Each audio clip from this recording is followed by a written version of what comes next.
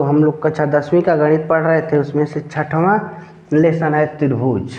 ठीक है, तो त्रिभुज को जानेंगे, जो आप छोटे क्लास से ही जानते आए हैं कि त्रिभुज किसे कहते हैं, त्रिभुज है क्या। ठीक है, तो जो त्रिभुज की अगर बात करें तो आप पढ़े हैं कि 3 भुजाओं से घिरी बंद आकृति को त्रिभुज कहते हैं।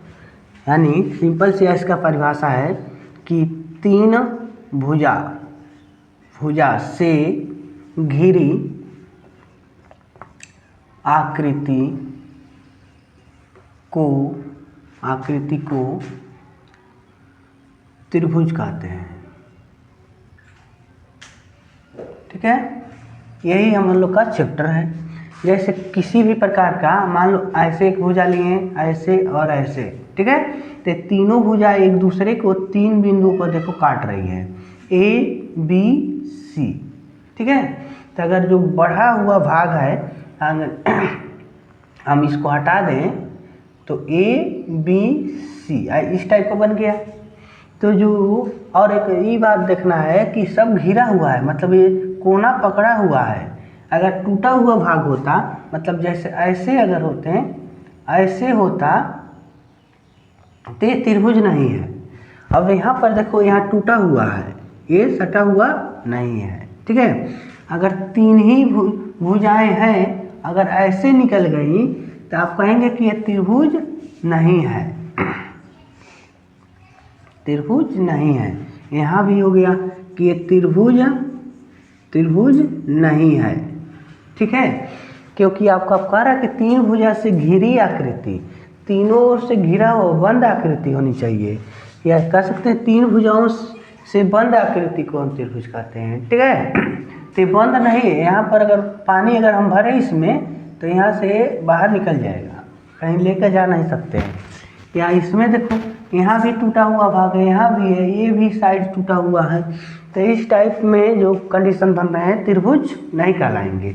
लेकिन यहाँ ये जो तीनों भुजाएं हैं, ठीक है, तो यहाँ पर और यहाँ पर और यहाँ पर क्रॉस की हैं, तो इस प्रकार ये जो आकृति है, अंदर का जो भाग है पैक है, तो ये हो गया बंद आकृति, यह घिरी हुई आकृति। तो ये दोनों के दोनों क्या है, त्रिभुज हैं, त्रिभुज हैं। ठीक है, तो जनरल बात हो गई कि त्रिभुज जो है हमारा, ये है क्या। तो ये तो त्रिभुज बना कैसे, ये पता चल गया। बट अब जानना है त्रिभुज के प्रकार, तो एक बार हम लोग रिवाइज करेंगे। ठीक है, त्रिभुज के प्रकार त्रिभुज के प्रकार। त्रिभुज की अगर बात करें तो त्रिभुज भुजा के आधार पर और कोण के आधार पर 2 प्रकार के होते हैं। त्रिभुज भुजाओं के आधार पर और एक प्रकार होता है कोण के आधार पर।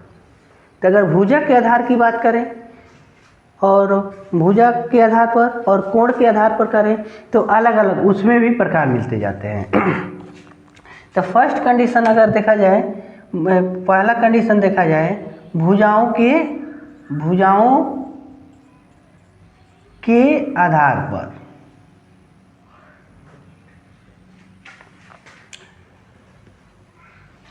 ठीक है, भुजाओं के आधार पर। तो देखो फर्स्ट क्या है, भुजा के आधार पर अगर देखा जाए तो पहले हम कहते हैं सम बाहु त्रिभुज, सम बाहु त्रिभुज। ठीक है, दूसरा अगर बात करें तो होता है सम द्विबाहु त्रिभुज। ये भुजा की बात हो रही है, भुजा के आधार पर। और तीसरा की देखा जाए तो विषम बाहु त्रिभुज, यानी भुजा के आधार पर त्रिभुज 3 प्रकार के होते हैं।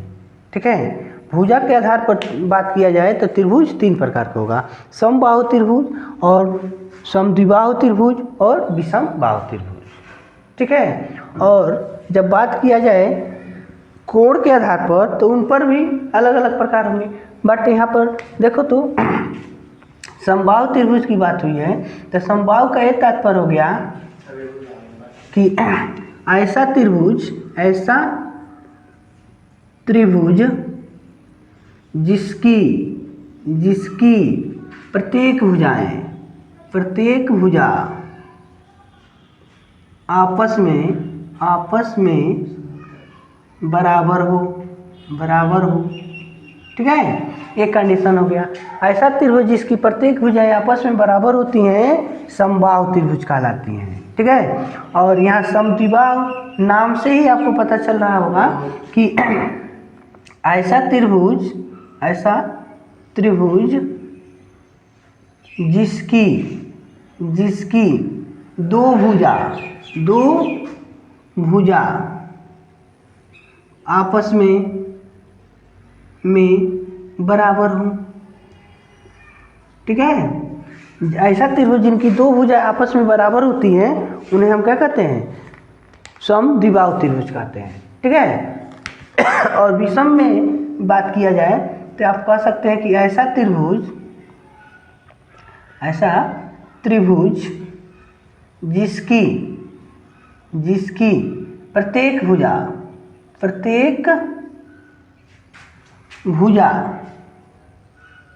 असमान हो, जिनकी तीनों भुजाएं असमान हो, मतलब उनमें से कौनों दो भुजा एक जैसा नहीं दिखना चाहिए, तो इस कंडीशन में आप कहेंगे कि विषम बाहु त्रिभुज है। तो समबाहु के लिए तीनों भुजा उनका सेम होना चाहिए, बराबर होना चाहिए, तो समबाहु होगा। और समद्विबाहु में कोई भी दो भुजाएं आपस में बराबर होनी चाहिए, तो उस कंडीशन में वो समबाहु होगा। और जब त्रिभुज की कोई भी भुजाएं आपस में बराबर न हो तो उस कंडीशन में विषम बाहु त्रिभुज कहलाते हैं। अगर फोटो इनका बनाया जाए तो देखो, यह जो ड्रा करते हैं चित्र हम, ठीक है। और एक यहाँ देखो ऐसे बना दिए, ठीक है। और एक ऐसे बना दिए, ठीक है।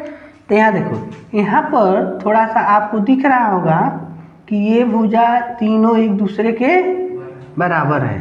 तो फर्स्ट वाला जो है ना, पहला त्रिभुज को ड्रा करता है, बनाने का काम करता है, बता रहा है। और इसमें आपको दिख रहा होगा ये जो बगल वाली भुजाएं हैं, बगल का जो साइड है, ठीक है, बगल की भुजा जो दिख रही है यह एक जैसा, यह बराबर है बट यह बराबर नहीं है, तो ये समद्विबाहु हो गया, यानी दूसरे त्रिभुज को बताने के कार्य कर रहा है। और तीसरा कह रहा है विषम बाहु, जिसमें से आपको इसमें से कोई भुजा एक जैसा नहीं दिख रही है, छोटा दिख रहा है, थोड़ा इससे ये बड़ा दिख रहा है, थोड़ा इससे ये बड़ा दिख रहा है, तो ये अलग अलग प्रकार के त्रिभुज हैं, इनकी भुजा अलग अलग है। तो इस तरीक़े से आप कह सकते हैं कि भुजाओं के आधार पर त्रिभुज तीन प्रकार के होते हैं। पहला समबाहु त्रिभुज, और समद्विबाहु त्रिभुज, और विषम बाहु त्रिभुज। एक त्रिभुज का प्रकार हो गया किसके आधार पर? भुजाओं के आधार पर, ठीक है। अब हम जानेंगे त्रिभुज का जो दूसरा कंडीशन है, कोण के आधार पर त्रिभुज के प्रकार। कोण के आधार पर त्रिभुज के प्रकार। भुजा के आधार पर देखें ना, तो दूसरा कंडीशन हो गया कोणों के आधार पर। कोणों के आधार पर त्रिभुज के प्रकार। कोण के आधार पर त्रिभुज के प्रकार, तो देखो पहला कंडीशन, तो कोण की अगर बात करें तो अगर क्या होगा, अगर तीनों कोण बराबर हो जाए या समकोण त्रिभुज की बात होगी, और कौन कौन होगा कोण के आधार पर?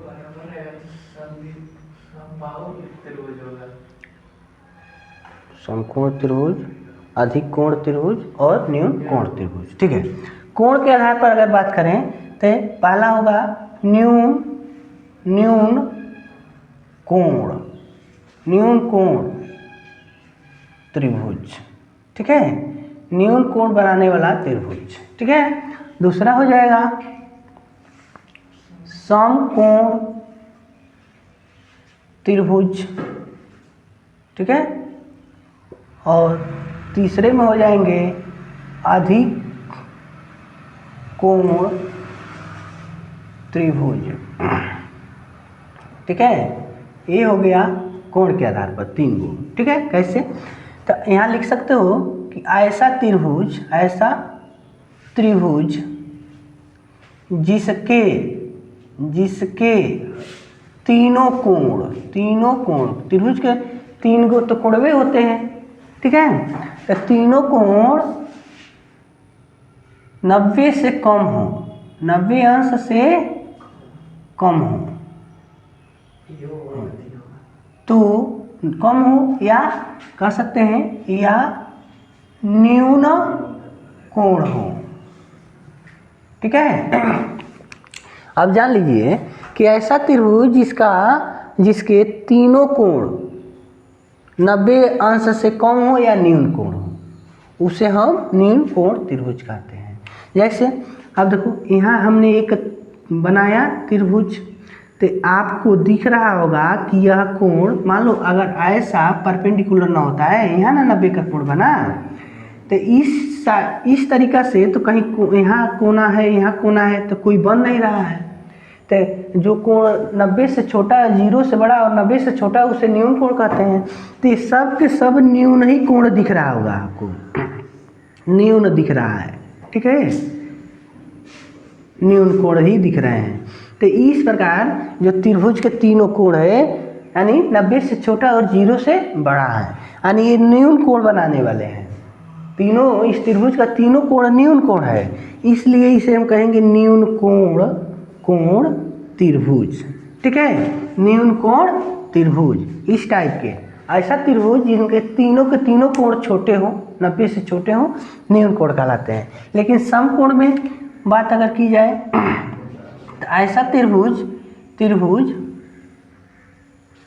जिनके तीनों कोण, सॉरी तीनों नहीं, जिनके कम यानी जिनके एक कोण 90 अंश हो, या उसी को क्या कहते हैं, समकोण हो, उसे कहते हैं समकोण त्रिभुज। अब मान लो दोनों कोण अगर समकोण हो जाएगा ना, तो त्रिभुज बनेबे नहीं करेगा। ठीक है, देखो कैसे, हमारा तीन भुजा लेना है, 3 भुजा लेना है त्रिभुज बनाने के लिए। तो देखो, यह हमने इस पर लंब डाला, 2 भुजा हो गई ना, तो 90 अंश का कोण बन गया। अगर एक भुजा और हमको खींचना है, इस पर 90 अंश का कोण बनाती हुई तूने खींच दिया, तो यहाँ 90 बन गया। अब बताओ, ये कोना इससे मिलवे नहीं किया, तो त्रिभुज बनवे नहीं किया। तो किसी त्रिभुज का 2 कोण 90 नहीं हो सकता है, तो 2 कोण 90 नहीं हो सकता है, तो तीनों 90 कैसे होगा? 3 कोण तो में 90 की संभावना ही नहीं है, क्योंकि त्रिभुज के तीनों कोण का योग 180 होता है। अगर दुइये में 180 होगा तो तीसरा का तो बातें नहीं करना है। आज जब 2 कोण 90-90 का हो जाएगा तो त्रिभुज बनाइए नहीं करेगा। इसलिए ऐसा त्रिभुज जिनके एक कोण 90 हो, 2 गो 90 नहीं हो सकता है, केवल एक कोण 90 हो सकता है। ठीक है, ऐसे। ठीक है, तो यहाँ 90 हो गया, और ये एक ऐसे क्रॉस कर दिया, तो ये जो होंगे न्यून कोण होंगे। आप कह सकते हैं कि ऐसा त्रिभुज जिनके एक कोण 90 अंश का हो और बाकी 2 कोण न्यून कोण हो, तो उसे हम समकोण त्रिभुज कहते हैं। ठीक है, ये दूसरे के लिए सेटिस्फाइड करते हैं, ये समकोण त्रिभुज हो गया, समकोण त्रिभुज। ठीक है, तीसरा में करें अधिक कोण। अब देखो, यहाँ ऐसा त्रिभुज जिनके एक कोण क्या हो, अधिक कोण हो।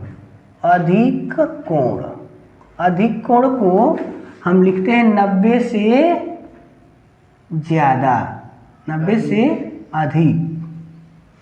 ठीक है, और 180 से कम। ठीक है, 90 से अधिक हो, 180 से कम हो तो उसे हम अधिक कोण कहते हैं। तो इस प्रकार जो बनेगा एक कोण अधिक कोण हो, ठीक है। तो यहाँ देखो तो इस प्रकार जब त्रिभुज बनेगा ना तो उसे अधिक कोण त्रिभुज कहेंगे। देखो यहाँ ऐसे ले लिए, ऐसे हो गया और एक ऐसे रेखा लिए, 3 रेखा हो गया ना।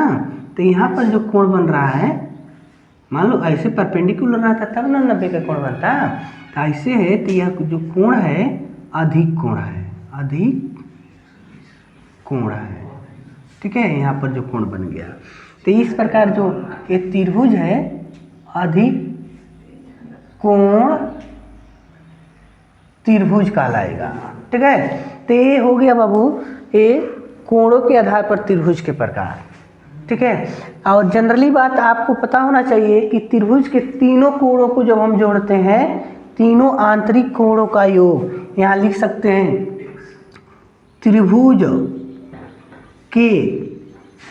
त्रिभुज के तीनों आंतरिक का मतलब हुआ अंदर के, ठीक है, आंतरिक कोणों का योग, आंतरिक कोणों का योग कितना होता है 180 होता है, 180 होता है। त्रिभुज के तीनों आंतरिक कोणों का योग 180 अंश के होते हैं। इन तीनों कोण को जोड़ेंगे तो 180 अंश होगा। इनको जोड़ेंगे चाहे इन किसी भी प्रकार के हों, अगर त्रिभुज वो बना रहे हैं तो उनके कोण को अगर हम जोड़ते हैं तो 180 अंश का ही कोण वो बनाएगा, ठीक है। तो ये कॉन्सेप्ट थे त्रिभुज के, ठीक है। अभी हम लोग त्रिभुज के बारे में हम लोग ये डिसाइड किया, ठीक है। और थोड़ा सा अगर जानने की बात करें तो त्रिभुज के जो परिमाप होगा इसी में लगे हाथ जान लेंगे। त्रिभुज के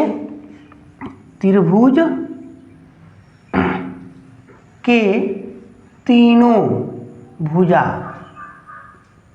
का योग, तीनों भुजा का योग को क्या कहते हैं परिमाप, त्रिभुज का परिमाप कहते हैं, ठीक है। त्रिभुज का परिमाप कहते हैं। अगर त्रिभुज के परिमाप निकालना है तो उनके तीनों भुजाओं को हम लोग जोड़ लेंगे तो उनका परिमाप हमको पता चल जाता है। या जनरली त्रिभुज का क्षेत्रफल 1/2 आधार गुणा ऊंचाई होता है, लेकिन ऐसे त्रिभुज के लिए होता है जिसकी ऊंचाई हमको पता हो, ठीक है। जब ऊंचाई नहीं पता होगी तो उसके लिए अलग कंडीशन का अलग फार्मूले का यूज करते हैं, तो वो बाद की बात है, बट ये कॉन्सेप्ट हो गए। अब हमको इस चैप्टर में जानना है समरूप आकृतियाँ, ठीक है। समरूपता के नियम पढ़ेंगे और समरूपता के बाद आएगा सर्वांग समता के नियम। तो पहले हमको समरूपता के नियम जानना है, उसके पश्चात सर्वांग समता के नियम जानेंगे, ठीक है। समरूप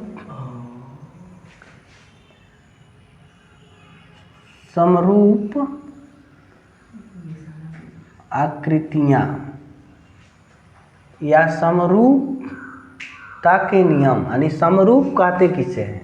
तो पहले हम आकृति समझेंगे, कौन कौन ऐसी आकृति हैं जो समरूप होती हैं। तो पहले आ जाओ फर्स्ट कंडीशन में। समरूप पहला हो गया आपका, अगर हम वृत्त की बात करें, वृत्त, तो जो वृत्त होता है वृत्त समरूप होते हैं, ठीक है। सभी यहाँ लिख सकते हो, सभी प्रकार के वृत्त समरूप होते हैं। अब देखो बाबू, वो छोटे वृत्त हो या बड़े वृत्त हो, अगर हमारे पास छोटा गेंद हो या बड़ा गेंद हो, यानी ये गेंद छोटा वाला है बच्चों को खेलने की, ये फुटबॉल हो सकता है, ये गेंद जो है, और यहाँ पर ये फुटबॉल टाइप का जो आकृति बनाए रहते हैं सब, ठीक है। ये फुटबॉल हो गया, तो फुटबॉल थोड़ा सा बड़ा होता है, ठीक है। तो लेकिन दोनों किस आकृति के हैं, ये गोला है ना, तो ये सेम है, तो कह सकते हैं कि सभी जो वृत्त होते हैं समरूप होते हैं। तो फुटबॉल और जो गेंद है तो ये वृत्त नहीं है, इसे गोला कहते हैं। बट अगर चूड़ी की अगर बात करें तो एक छोटा सा चूड़ी ले लें और एक बड़ा सा चूड़ी ले लें। अगर ये साइकिल का रिंग हो, अगर या चाबी की गुच्छा हो, ठीक है। तो ये सब वृत्ताकार होते हैं, जो एक जैसा दिख रहा है ना, समरूप है। जब एक जैसा समान आकृति के होंगे तो उन्हीं को हम क्या कहते हैं, समरूप कहते हैं। लेकिन अगर वृत्त की बात अगर करते हैं, यदि वृत्त की त्रिज्या समान हो तो, अगर दो वृत्त हैं उनकी त्रिज्याएं समान है तो दोनों वृत्त को क्या कहेंगे, सर्वांग सम कहते हैं, सर्वांग सम होते हैं, ठीक है। अब देखो, मान लो यह वृत्त, इसकी त्रिज्या मान लो 5 सेंटीमीटर हो, और हम एक और वृत्त खींचे, इसकी भी त्रिज्या 5 सेंटीमीटर हो। इसका मतलब दोनों बराबर है, छोटा बड़ा नहीं है। तो इस कंडीशन में यह जो है ना, ये क्या है, सर्वांग सम है, ठीक है। लेकिन यहाँ पर इसकी जो त्रिज्या की बात किए और इसकी त्रिज्या जो देखें और इनकी त्रिज्या देखें तो भिन्न भिन्न है, लेकिन इनका डिजाइन एक जैसा है। तो इसलिए हम कहेंगे कि ये लोग समरूप हैं, लेकिन इनकी त्रिज्या सेम है, तो इसलिए ये दोनों जो है सर्वांग सम है। तो आप ये कह सकते हैं कि सभी आकृति समान हो तो समरूप होती हैं, लेकिन सर्वांग सम नहीं होती। अगर ये समरूप हो सकता है, समरूप हो सकता है, लेकिन सर्वांग सम नहीं हो सकता।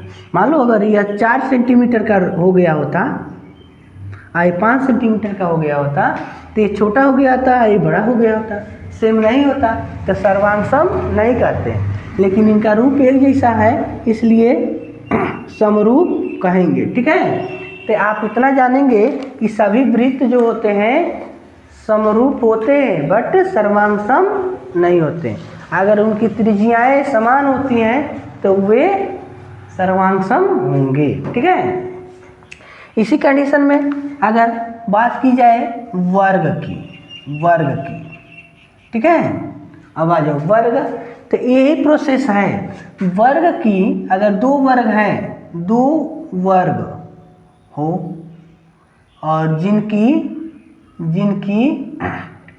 भुजा समान हो,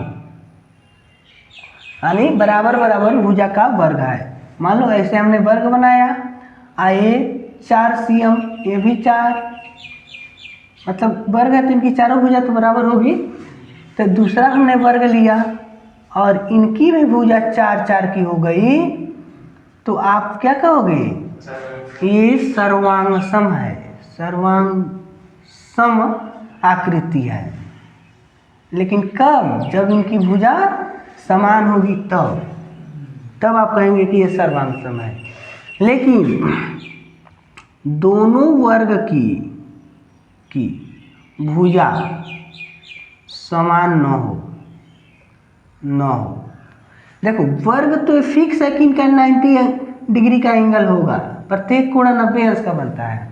तो वर्ग अगर हम बना रहे हैं तो एक हमने बड़ा सा वर्ग बनाया, छोटा बनाया, और एक थोड़ा सा बड़ा बना दिया।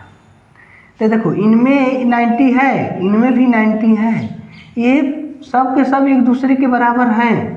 इसमें भी ये चारों भुजा एक दूसरे के बराबर हैं, तभी तो वर्ग हुआ है।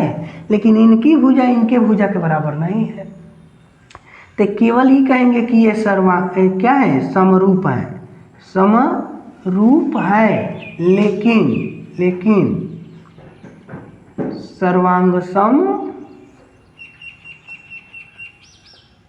नहीं है, ठीक है। तो इससे ये साबित होता है कि जो सभी वर्ग होते हैं, देखो यहाँ पर समरूप भी है,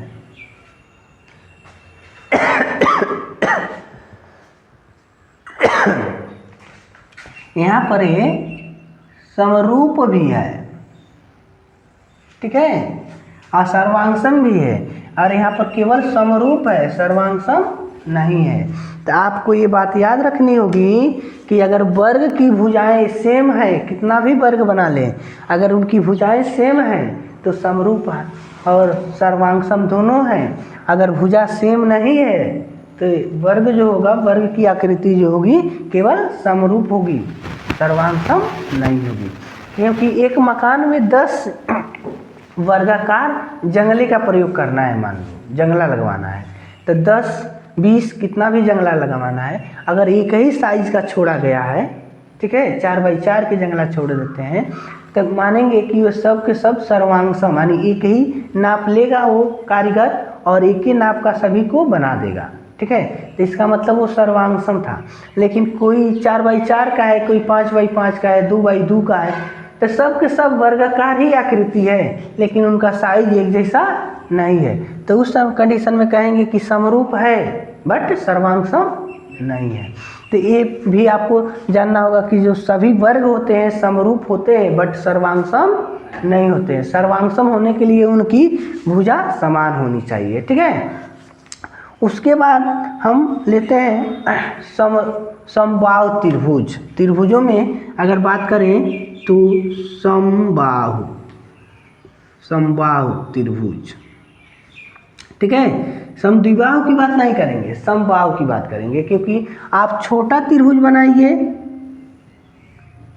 समबाहु में बराबर भुजा के छोटा त्रिभुज बनाइए चाहे बड़ा त्रिभुज बनाइए।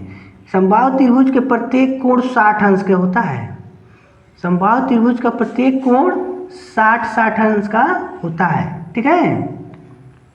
तो यहाँ देखो हमने ये त्रिभुज बना दिया, ठीक है। अब प्रत्येक कोण 60 है तो समबाहु है। तो यहाँ पर तुमको दिख रहा होगा कि लगभग बराबर है इनकी भुजा। देखो ये सब सेम है ना, तो इनकी भी सेम है ना, लेकिन इनकी भुजा इसके बराबर है। अगर यह 2 का है तो यह भी 2 का है। तो आप कह सकते हैं यदि समबाहु त्रिभुज के यदि दो ले लेते हैं, यदि 2 समबाहु त्रिभुज के प्रत्येक 2 समबाहु त्रिभुज के भुजाएं आपस में बराबर हो तो सर्वांग सम तथा समरूप होती हैं। अगर भुजा भी बराबर है और यानी भुजा बराबर है तो समरूप भी होगा, सर्वांग सम भी होगा। लेकिन अगर एक त्रिभुज मान लो इतना बड़ा है और एक त्रिभुज इतना बड़ा है, तो यह तीनों भुजाएं इसमें आपस में बराबर है और इनकी तीनों भुजाएं आपस में बराबर है, तो ये भी समबाहु है और ये भी समबाहु है, लेकिन दोनों एक साइज का नहीं ना है, तो कहेंगे कि सर्वांग सम नहीं है। ये दोनों समरूप है बट सर्वांग सम नहीं है। तो आप प्रत्येक दशा में ये कहेंगे कि जो समबाहु त्रिभुज होता है समरूप होता है। आँख मूंद कर भी समबाहु बनाएंगे तो आपको पता होना चाहिए कि समबाहु में प्रत्येक भुजा बराबर होनी चाहिए। तो जब प्रत्येक भुजा बराबर होगा तो समबाहु तो होगा, असमबाहु होगा तो सर्वांग सम कब हो सकता है? जब दोनों की भुजा बराबर हो। अगर दो त्रिभुज में दोनों की भुजा बराबर तो सर्वांग सम, अगर बराबर नहीं है तो समरूप तो होगा भाई। समरूप आप लिखेंगे लेकिन नापने के बाद कहेंगे कि ये सर्वांग सम है। तो जब आकृति की बात पूछी जाएगी कि बताओ समबाहु त्रिभुज समरूप होता है, तो हाँ समरूप होता है। सर्वांग सम होता है, तो सर्वांग सम हो भी सकता है नहीं भी हो सकता है। सर्वांग सम हो भी सकता है नहीं भी हो सकता है। अगर दोनों त्रिभुज की भुजाएं सेम मिल गई तो सर्वांग सम है, अगर भुजा सेम नहीं मिली तो सर्वांग सम नहीं है। ये बात याद रखना होगा। लेकिन ये बताओ समकोण त्रिभुज ले ले, समकोण त्रिभुज ठीक है। तो इतना जानो समकोण त्रिभुज की अगर बात करेंगे ना तो समरूप होगा। इसमें भी ये प्रोसेस लागू होगा कि समरूप होंगे, लेकिन ये गारंटी नहीं है कि सर्वांग सम भी होंगे। क्यों? क्योंकि समकोण की बात कर रहे हो तो एक कोण तो 90 होता है ना, उसको तो हिला नहीं कर सकते हो। ठीक है। तो इसलिए ये समरूप होते हैं, क्योंकि इनमें भी 90 का कोण होगा, इसमें भी 90 का कोण होगा, लेकिन इनका रूप एक जैसा है लेकिन बराबर नहीं हो सकते हैं। हो सकता है कि इसमें इनकी भुजा ये बड़ी है तो इस वाले में दूसरा बना देते हैं, इस वाले में यह भुजा बड़ी हो, ऐसे हो जाए, ठीक है। तो समकोण में हो सकता है लेकिन सर्वांग सम नहीं हो सकता। समद्विबाहु त्रिभुज तो सर्वांग सम भी नहीं हो सकती, ठीक है। क्यों सर्वांग सम और समबाहु भी?